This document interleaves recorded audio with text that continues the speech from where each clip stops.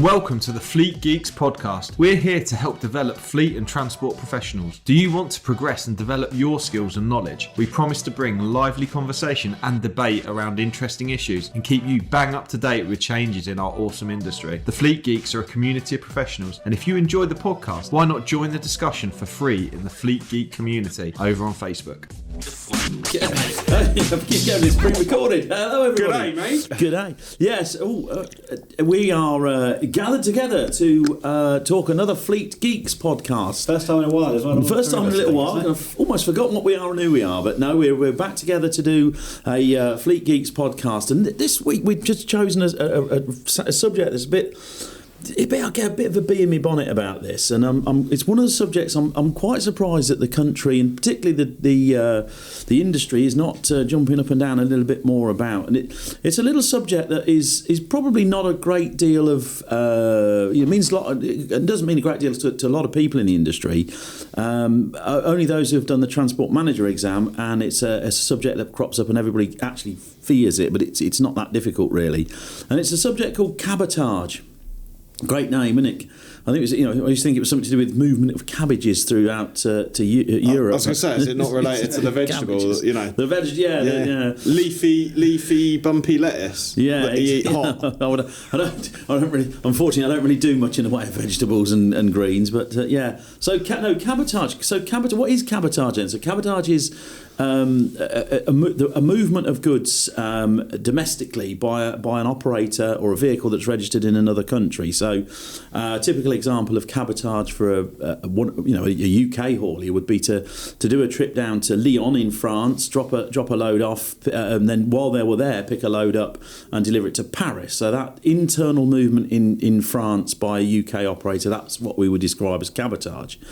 So when we left the EU, the rules changed slightly. They call it access to market. So our access to the foreign market, our access to the EU market was limited to one movement in 7 days. Two haulage movements, one of them being cabotage. So that would be it now for a UK haulier. That would be it. You'd have to once you dropped off in Paris, you could get a backload, but that you wouldn't be able to do any more internal jobs in France. So. But which is bullshit. Yes, absolutely. Yeah, it used to be 3 in 7. When we were in the EU, it used to be 3 in 7, and then he dropped it down to 1 in 7.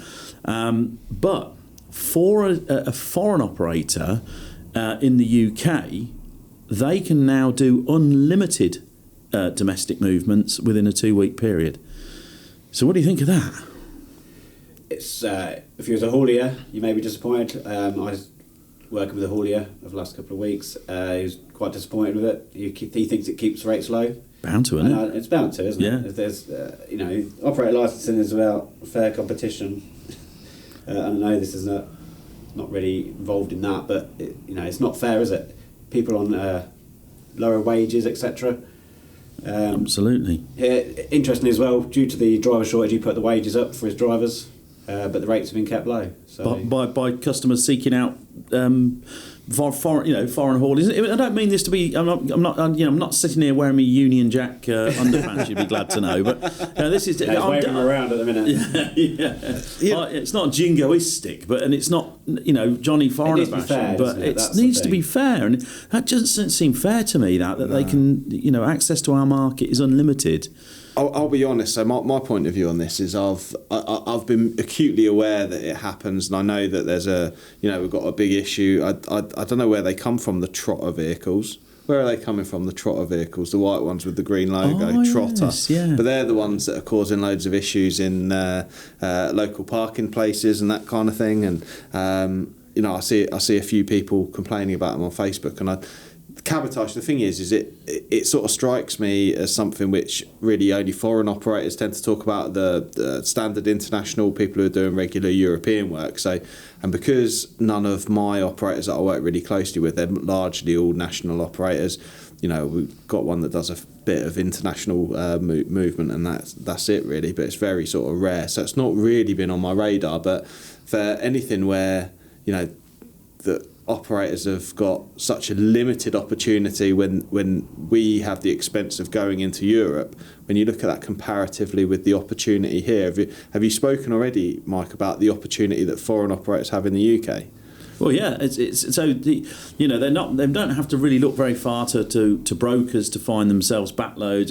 But I can understand backloads. I think everybody understands that a trip has to be profitable. So you need to look for a backload. And if you can do a backload, maybe if you was going from Romania to Scotland, and you might get a backload from Scotland back down south to get you nearer to Dover. That's fair. Everybody can see that. It's ethically right as well, isn't it? Environmentally, you don't want to be running trucks. Absolutely. So I've got nothing against cabotage, absolutely nothing against it. I think it's a perfectly sensible solution, but unlimited, and we only get to do the one. That's not fair, is it? Can't be. No, and to be fair, it only affects some hauliers in the UK as well. Because if you're a specialist haulier doing brick and block or skips or bulkers, etc., perhaps if you're doing general haulage, that's where it's going to hurt you, because it's easy to get a curtain sider. Hi, it's Pete from Flagship Partners. We're really proud to sponsor the Fleet Geeks podcast. Flagship Partners offer a range of consultancy and training services to ensure that our customers remain compliant and have the best possible knowledge to be able to fulfill their work. If you're interested in support with any of our safety, HR or compliance services, or you want to train to be a transport manager or need driver CPC training, give us a call today.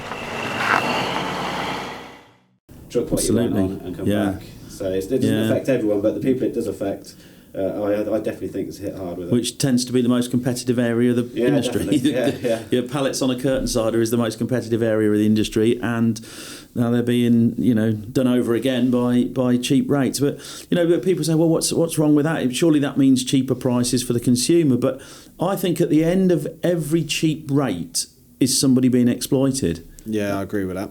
I totally agree with that. That's the economy that we live in. And what I find frustrating, I suppose, is, and I'll put this out there, is why is no one making a noise about it? No, it's incredible. Like, I was just umming and ahhing about what I'm going to call this podcast, and it's going to be something along the lines of the best kept secret that's fucking your transport business. Yeah, absolutely. Yeah. We could play Rule Britannia in the background. But no, it isn't. Let's just say we don't. Yeah, it's not a bashing thing. It is. I can't believe that people are not making. In fact, actually, me and Jamie, before we came on air, we did. Jamie Googled it. That's good answer to everything, isn't it? And it is due to end on the 30th of April. So let's see where it goes. It might be that it was only going to be a temporary measure to relieve the driver shortage. That was the government's line on it. But has it succeeded? Well, I don't know. Has it? Not really, has it? It's a plaster, isn't it? It's not a long-term fix. And that's another podcast, isn't it? Yeah, absolutely. The driver, it's a subject all for itself. But anecdotally, I do a lot of up and down the country, a lot of miles around the M25 and what have you. And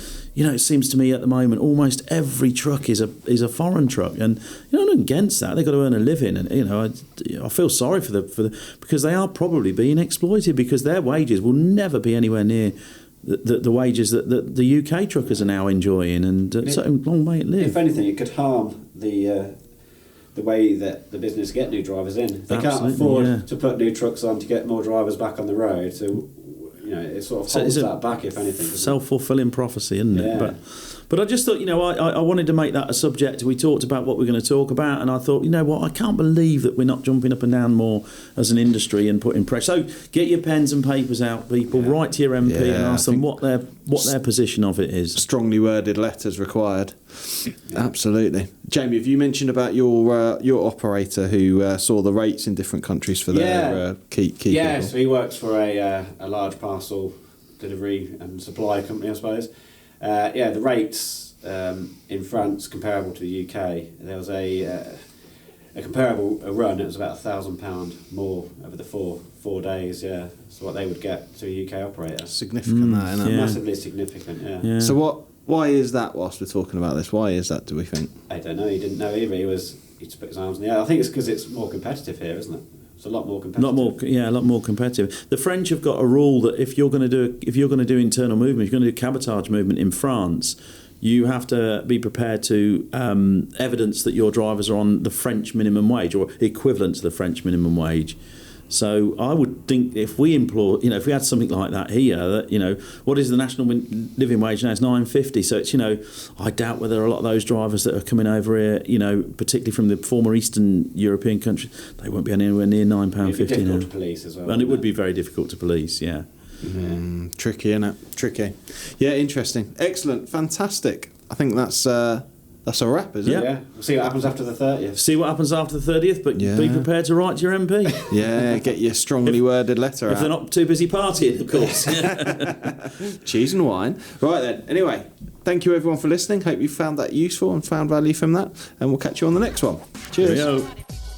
I hope you enjoyed today's episode. If you did, please share with your friends and colleagues too. Join us for free on Facebook with the Fleet Geeks community for transport and fleet managers. Fleet Geeks offers ongoing professional development, networking and mentoring too. So get in touch with me, Pete Rushmer, on any social media platform to find out more.